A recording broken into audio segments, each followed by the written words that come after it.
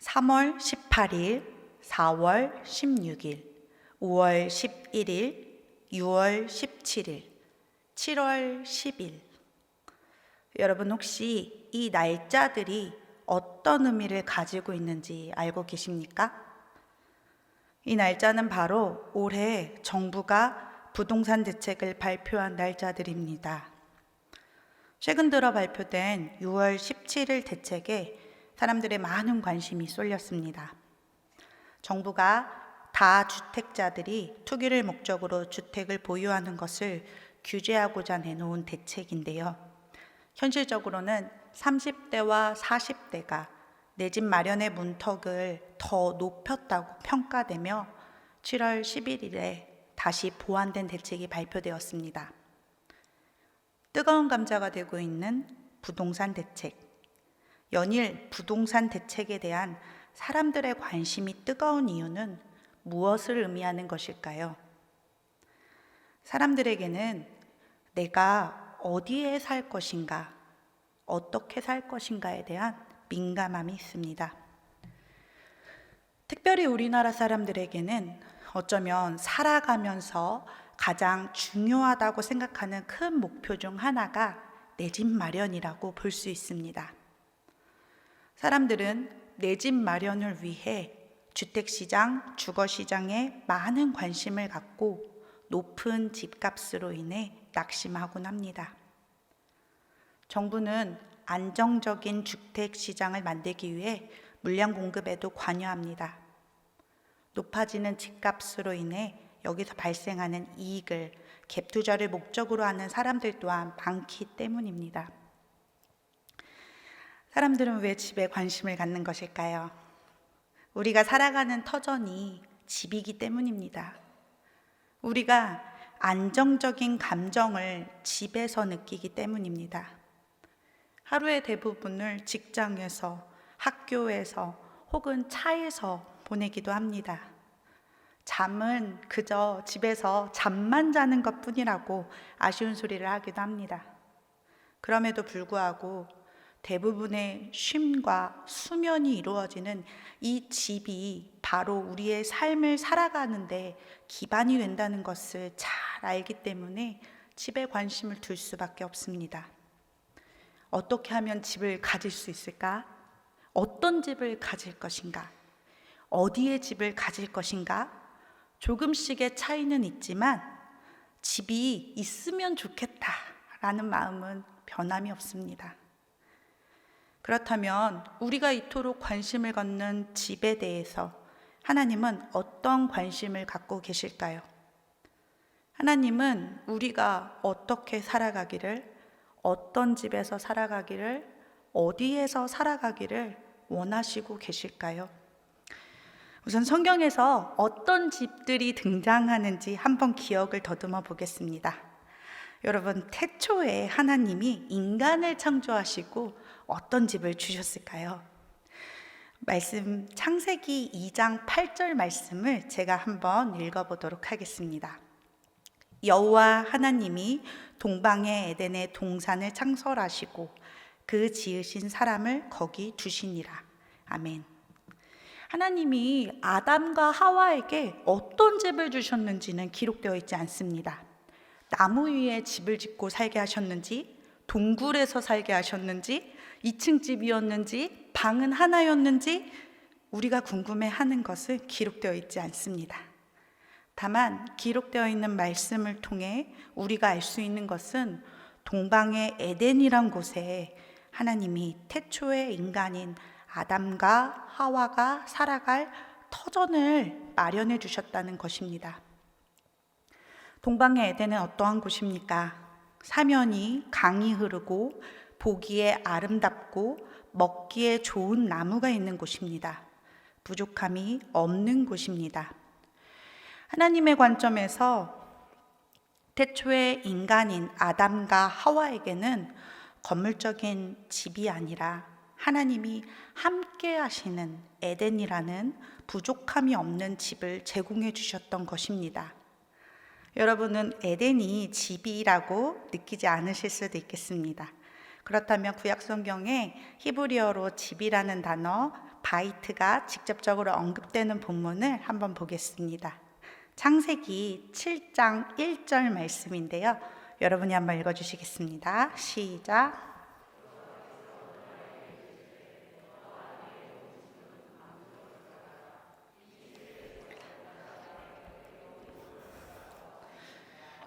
네, 그렇습니다. 노아의 시절에 이르러서야 집이라는 단어가 드디어 등장합니다. 구약성경의 히브리어 집이라는 단어 바이트는 2000번 이상 등장하게 됩니다. 그러나 하나님께서 노아에게 말씀하시는 구원의 집, 이 집의 의미는 역시 건물적인 의미가 아니었습니다. 가문과 가정, 가족과 관련된 단어로 볼 수 있습니다. 레위기에 이르러서야 우리가 궁금해하는 건물적인 집에 대한 정보를 얻을 수가 있습니다. 레위기 14장에서 나오는데요. 레위기 14장은 정결규례를 다루고 있습니다. 그중 33절부터 57절까지는 집에 생기는 곰팡이에 관한 규례입니다. 함께 보실 말씀은 레위기 14장 40절부터 42절까지의 말씀입니다. 같이 읽어보도록 하겠습니다. 시작. 그는 명령하여 색점 있는 돌을 빼내어 성 밖 부정한 곳에 버리게 하고 또 집안 사방을 긁게 하고 그 긁은 흙을 성 밖 부정한 곳에 쏟아버리게 할 것이요 그들은 다른 돌로 그 돌을 대신하여며 다른 흙으로 집에 발을 지니라. 아멘. 이스라엘 사람들이 거주하는 집은 주로 돌을 기초로 하여 흙을 혹은 석회 반죽을 발랐습니다. 주변에서 쉽게 구할 수 있는 재료들이 바로 집을 건축하는 주 재료가 되었습니다. 비가 올 때를 대비하여 석회 반죽을 발라 나름대로의 방수 처리를 했지만 인간의 몸에 나병이 드는 것처럼 집에도 곰팡이가 피며 병이 들어 부정해진다고 생각한 것을 알 수 있습니다. 마지막으로 살펴볼 집인데요. 하나님께서 세세하게 길이와 넓이를 말씀하신 집입니다. 어떠한 재료를 사용할지, 어떤 장식으로 채워 넣어야 할지를 직접적으로 구석구석 살피시며 언급한 집입니다. 어떤 집인지 아시나요? 네, 바로 하나님의 집, 성전입니다. 다윗 왕은 백향목 궁에 살면서 하나님의 궤가 휘장에 있는 것이 안타까워 하나님의 집을 지으려고 했습니다. 우리 함께 사무엘하 7장 11절 말씀을 읽어보겠습니다. 시작. 전에 내가 사사에게 명령하여 내 백성 이스라엘을 다스리던 때와 같이 아니하게 하고 너를 모든 원수에게서 벗어나 편히 쉬게 하리라. 여호와가 또 내게 이르노니 여호와가 너를 위하여 집을 짓고. 다윗 왕은요 지금 견고한 백향목 궁에 살고 있습니다. 그런데 자기의 눈에는 하나님의 계신 곳이 이동을 편리하게 하기 위해 천막으로 만들어져 있지만 이것이 자신이 사는 궁전에 비하면 너무나 초라하게 느껴지는 것입니다. 그래서 다윗은 성전을 짓겠다고 합니다. 그러자 하나님께서 선지자 나단을 통해 오늘의 이 말씀을 전하십니다. 하나님은 성막을 만드신 이유부터 거기서 내가 너와 함께 하기 위함이었던 것처럼, 내가 너와 만나기 위함이었던 것처럼 성전도 하나님이 거하시기 위하여서가 아니라 하나님을 위한 곳이 아니라 거기서 영광 돌리고자 하는 너희 인간인 우리를 위해 집을 짓겠다고 말씀하시는 것입니다. 하나님이 관심을 가지시는 집은 누구와 함께 하느냐가 중요합니다. 다시 말하면 이 집에 하나님이 함께 하시느냐라는 중대한 질문이 함께하고 있습니다. 오늘의 본문은 집 하면 생각나는 대표적인 본문이 아닐까 싶습니다. 어떠한 집을 지어야 하는지에 대해 집을 짓는 두 종류의 사람에 대해서 말하고 있습니다. 두 종류의 집이 있습니다. 두 집은 극명하게 대조되고 있습니다. 오늘 설교의 제목인 주추는 집을 짓는 기둥을 받치는 것입니다. 이 주추가 단단한 곳에 서 있어야 기둥이 무너지지 않습니다. 주추를 반석 위에 놓은 집, 그리고 모래 위에 놓은 집, 두 집이 있습니다. 어디에 기초가 되는 주추를 두어 집을 지었느냐의 차이에 따라 집을 짓는 사람이 어리석은 사람이냐, 지혜로운 사람이냐 비교하며 보여주고 있습니다. 오늘 본문 말씀이었던 마태복음 7장의 윗단락인 21절부터 23절까지 우리 같이 다시 한번 읽도록 하겠습니다. 마태복음 7장 21절 말씀입니다. 시작. 나더러 주여 주여 하는 자마다 다 천국에 들어갈 것이 아니요 다만 하늘에 계신 내 아버지의 뜻대로 행하는 자라야 들어가리라. 그날에 많은 사람이 나더러 이르되 주여 주여 우리가 주의 이름으로 선지자 노릇하며 주의 이름으로 귀신을 쫓아내며 주의 이름으로 많은 권능을 행하지 아니하였나이까 하리니 그때에 내가 그들에게 밝히 말하되 내가 너희를 도무지 알지 못하니 불법을 행하는 자들아 내게서 떠나가라 하리라. 아멘. 오늘의 본문과 연결을 해서 이해를 하면 바로 하나님 아버지의 뜻대로 행하는 자는 마치 지혜로운 건축자, 주추를 반석 위에 두어 집을 짓는 사람입니다. 하나님의 아버지의 뜻대로 행하지 않는 자, 불법을 행하는 자, 듣고도 행하지 않는 자, 바로 어리석은 건축자, 주추를 모래 위에 두는 그렇게 집을 짓는 사람인 것입니다. 맑은 날씨에는 이 두 집의 주추가 어디에 있는지 중요하지 않습니다. 주추를 반석 위에 두었는지 모래 위에 두었는지 이 작업은 우리 눈에 보이지 않는 집 짓기의 기초 작업이기 때문입니다. 그러나 이 주추를 어디에 두었는지 이 차이가 어떤 다른 결과를 불어오는지는 바로 비가 오고 창수가 나며 바람이 불 때 어려움이 찾아올 때 그 차이가 크게 납니다. 우리 집이 어려움을 이겨낼 수 있느냐 없느냐는 우리 집의 기초를 어디에 두고 있었느냐에 따라 달라지게 되는 것입니다. 현재 우리는 코로나19라는 어려움을 겪고 있습니다. 코로나 이전과 이후의 삶이 달라졌으며 또한 우리 신앙에도 이전과 다른 변화가 생겼다는 것을 모두가 절실하게 느끼고 있으실 겁니다. 어려움이 올 때 흔들리지 않으려면, 무너지지 않으려면 어떻게 해야 하는가에 대한 큰 과제를 얻게 되었습니다. 어려움을 겪지를 않기를 바라는 마음은 누구나 다 있습니다. 이 어려움이 우리를 피해가기를, 비껴가기를 우리 모두 기도합니다. 그렇다고 모든 어려움을 피해간 사람만 하나님의 사람인 것일까요? 어려움은 모두에게 반드시 찾아오게 되어 있습니다. 우리에게 맞닥뜨린 이 어려움은 어쩔 수 없는 상황이라는 상황 속에서 이루어지며 우리의 믿음의 기초가 어떻게 잘 세워져 있는가를 판단할 수 있는 도구가 되기도 합니다. 우리를 넘어뜨리는 유혹이 아닌 우리가 통과해야 하는 시험이 되기도 하는 것입니다. 그렇다면 우리는 이 신앙의 기초를 어떻게 세워야 할까요? 저는 우리 교회의 가장 어린 교회학교 꿈터교회와 새싹교회를 섬기면서 이 다음 세대의 믿음의 성장은 가장 기초적으로 집에서 시작됨을 보게 됩니다. 이것은 단순히 연령의 문제가 아닙니다.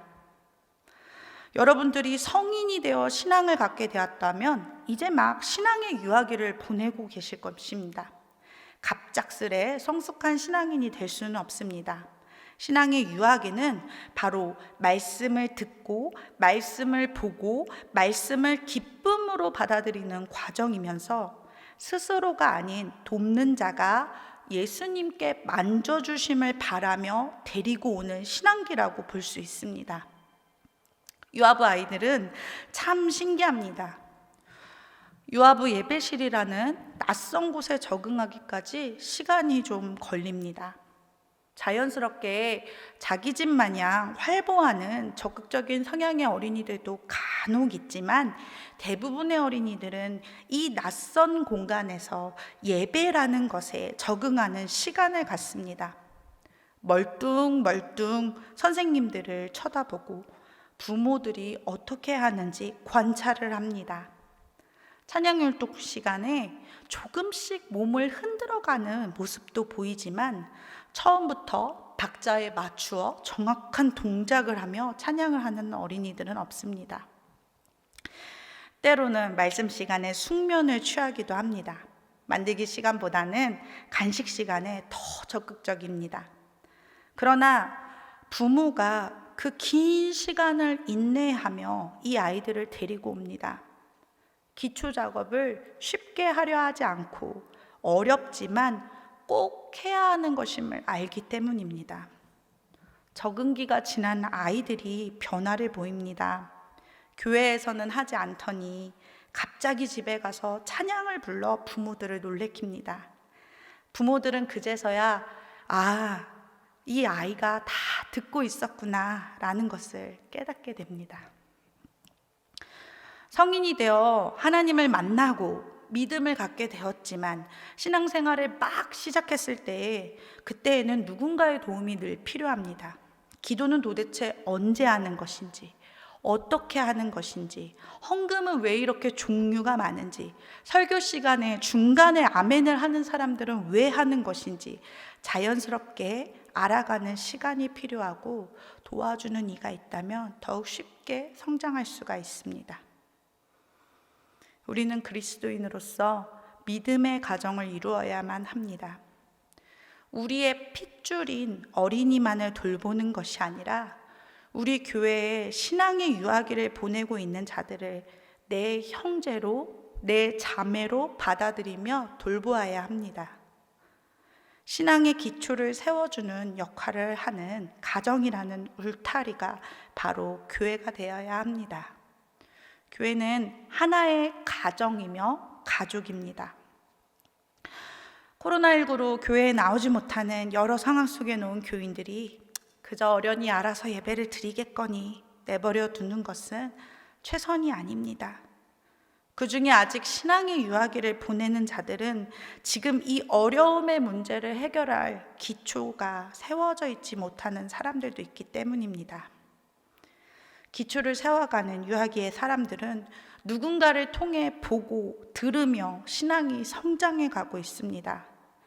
아직 주추를 반석에 두어야 하는지 모래에 두어야 하는지를 모르는 이들을 돕고 세워줄 가족이 필요합니다. 우리 교회가 이러한 역할에 소홀하지 않았으면 좋겠습니다. 우리 교회가 하나의 믿음의 가정을 든든하게 세워가는 교회가 되었으면 좋겠습니다. 우리 춘천중앙교회가 반석 위에 집을 짓도록 돕는 자들 모두가 되시길 바랍니다. 신앙의 유아기를 보내는 자들은 믿음의 선배들을 보며 든든하게 믿음을 세워가야 합니다. 어디에 세워가야 합니까? 오늘 이 두 집은 어디에 지었는지에 큰 차이가 있습니다. 혹시 이런 동요를 들어보신 적 있으신가요? 바윗돌 깨뜨려 돌덩이, 돌덩이 깨뜨려 돌멩이, 돌멩이 깨뜨려 자갈돌, 자갈돌 깨뜨려 모래알.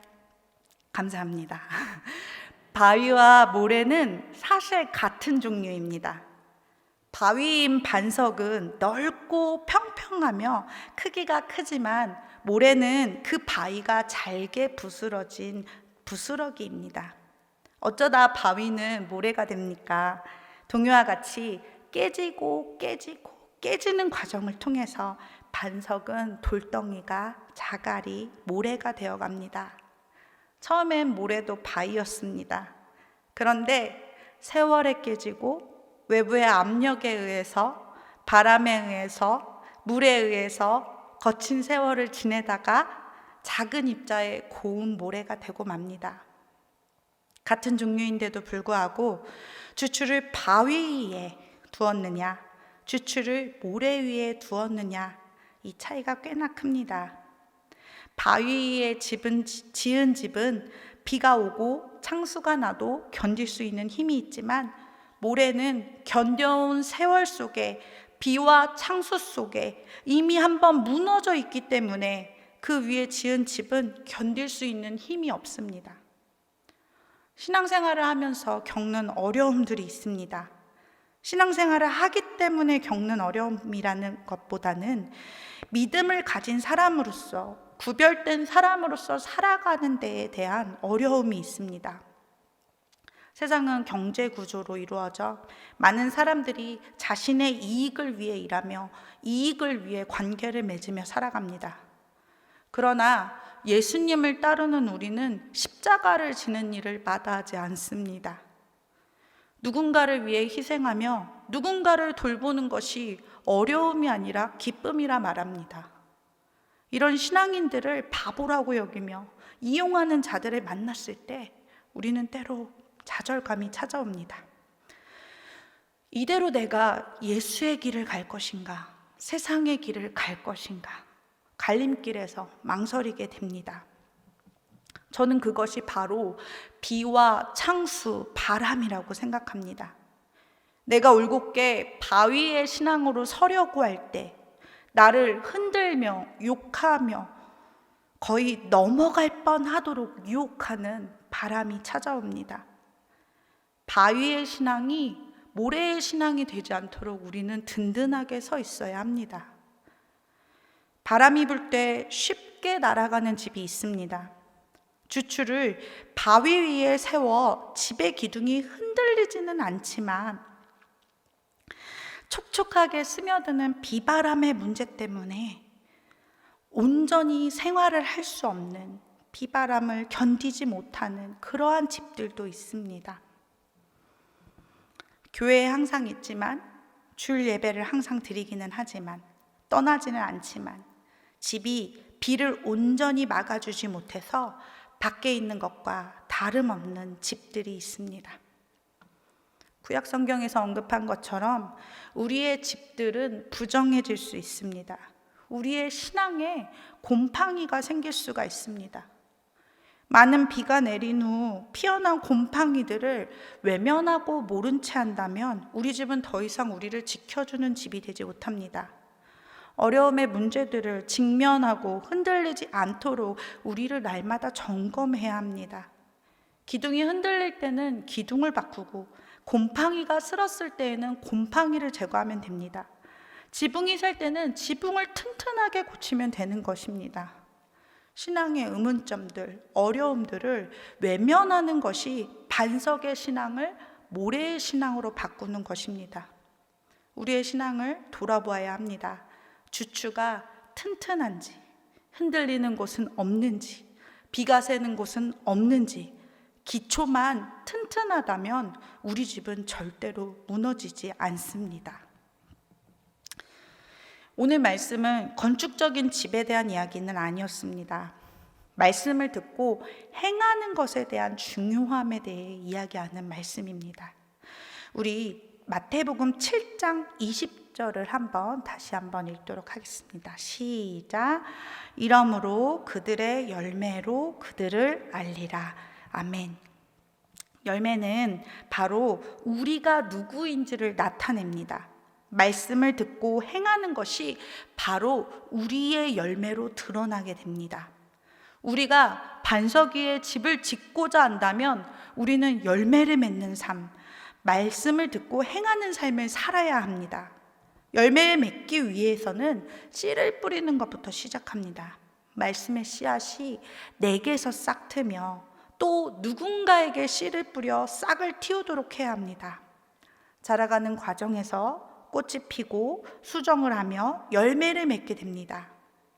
말씀을 들음으로 우리의 믿음이 자라갑니다. 그러나 듣고 주여 주여만 하는 자들은, 겉으로 보기에는 그럴싸한 신앙을 갖고 있는 자들은 어려움의 문제를 극복하지 못합니다. 말씀을 행한다는 것은 무엇입니까?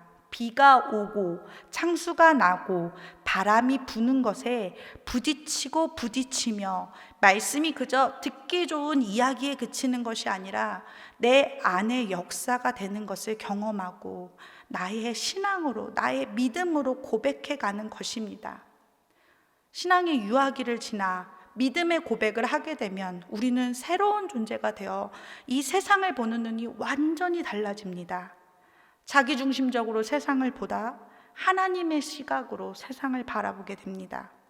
물질적으로만, 계산적으로만 살아가던 인생이 하나님의 거대한 구원의 역사에 참여하게 되는 것입니다. 나의 시간과 재정과 마음을 들이고 또 나와 다른 생각을 가지며 신앙생활을 하는 이들과도 함께 교류하며 신앙의 고민이 확장되어져 갈 때 우리는 성장을 하게 되는 것입니다. 함께 신앙을 굳건하게 세워갈 때 혼자일 때보다 우리는 더 든든하게 설 수가 있습니다. 예수를 알아감으로 나의 삶이 변하면 예수를 믿음으로 나의 삶뿐만 아니라 타인의 삶까지 변화된다는 것을 경험하며 살아가야 합니다. 하나님의 영원한 가족으로 믿음 안에 성도와 하나 되어 살아가며 아직 믿지 않는 자들을 위해 전하고자 하는 천국 소망이 우리에게 있습니다. 그런 소망이 있기에 그리스도인은 거룩함의 열매를 맺기 위해 이웃을 돌아봐야 합니다. 말씀을 행하는 자들은 때로는 농사꾼처럼 씨를 뿌리고 때로는 건축가처럼 집을 짓는 일을 합니다. 말씀을 듣고 그 말씀대로 행하는 삶을 살아가기 위해 이웃을 사랑하는 삶, 바로 열매를 맺는 삶, 주추를 반석 위에 두는 삶을 사는 것입니다. 집은 우리에게 참 중요합니다. 과연 나의 집은 어디에 있는가? 어떻게 하면 우리 가족들과 안정감 있게 살아갈 수 있을까 고민하며 부동산 대책이 나올 때마다 조마조마해하고 나의 삶을 계획하기 위해 따져보고 계산하며 살아갈 수밖에 없는 것이 우리의 현실입니다. 그러나 오늘 말씀을 통해 하나님께서 관심을 가지시는 이 집에 대한 관심은 외향적인 것이 아니라 하나님이 함께 하시느냐에 있다는 것을 깨닫습니다. 하나님이 인도하시는 곳이 바로 우리의 집이며 하나님이 함께 하시는 우리 가정이 되도록 세워가야 합니다. 하나님은 우리를 위해 하나님의 집이라 명하는 이 교회를 짓는 것을 허락하시고 이 안에서 우리를 만나 주십니다. 여러분의 신앙의 주추를 어디에 두시겠습니까? 흔들리며 부서지는 모래가 아닌 말씀을 행하는 믿음의 반석 위에 두시길 바랍니다. 우리의 신앙에 잠깐 곰팡이가 슬어도 기초가 튼튼하다면 무너지지 않는다는 것을 기억하시길 바랍니다. 여러분과 저의 가정이 온전히 주님을 추구하는 믿음의 가정이 되길 바랍니다. 우리 집이 주님이 거하시는 집이 되도록 언제나 주추를 주님을 추구하는 것으로 두는 여러분과 제가 되길 바랍니다. 또한 여러분, 지금 신앙의 기초를 다져가며 주추를 세워가는 이들을 위해 함께 도와주시길 바랍니다. 하나님께서 세우신 믿음의 가정이 바로 나와 내 가족만이 아니라 함께 예배하는 우리 교회, 우리가 영원히 살아갈 저 천국임을 기억해야 합니다. 신앙의 기초가 되는 주추, 언제나 주님을 추구하는 저와 여러분 되시기 바랍니다. 우리 같이 기도하겠습니다. 사랑의 하나님, 감사합니다. 어려운 시기에 예배할 수 있음에 감사를 드립니다. 비가 오고 창수가 나고 바람이 부는 상황 속에 우리의 주추를 살펴보게 됩니다. 우리의 주추가 든든할 때는 아무런 걱정이 없지만 우리도 모르게 슬며시 흔들리지는 않을까 두려운 마음이 앞서기도 합니다. 날마다 우리의 기초를 다시 세워갈 수 있도록 우리의 신앙이 교만함에 서지 않고 바르고 정결하게 주님을 추구하는 삶을 살아가길 원합니다. 신앙의 어려움을 겪는 자들을 외면하지 않고 우리가 하나의 믿음의 가정임을 기억하고 함께 주님을 추구하는 삶을 살아가기를 원합니다. 오늘의 말씀을 듣고 입으로만 주여 주여 하지 아니하고 이 말씀이 열매 맺을 수 있도록 성령 하나님 우리를 인도해 주시기 바랍니다. 말씀을 살아내는 반석 위에 집을 짓는 춘천중앙교회 모든 성도들의 삶을 하나님 인도해 주시기 간절히 원합니다. 예수 그리스도의 이름으로 기도합니다. 아멘.